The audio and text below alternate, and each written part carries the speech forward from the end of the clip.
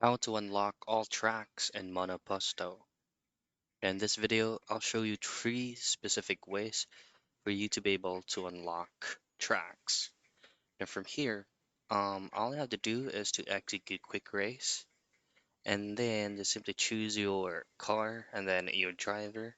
And then as you can see, all tracks has not yet been unlocked. And what you can see from here is going to cost you 5,000 racing points. Now you can just go ahead and choose these free options from here to accumulate racing points and then equivalent it into these points so that you can buy and unlock them. Now the other thing that you can do is to go into store, and this is where you could actually purchase a specific box of racing points. Now if you use this, you can definitely purchase on any tracks available.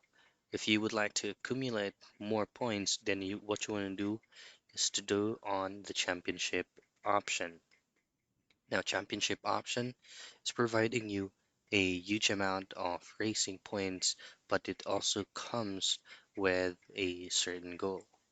Now, once you successfully win on any matches from championship, it's going to be depending on what mode that you are playing. But if you go and win that, you should be able to accumulate more points, and that way you should be able to purchase any tracks available. And that's how you unlock all tracks in Monoposto.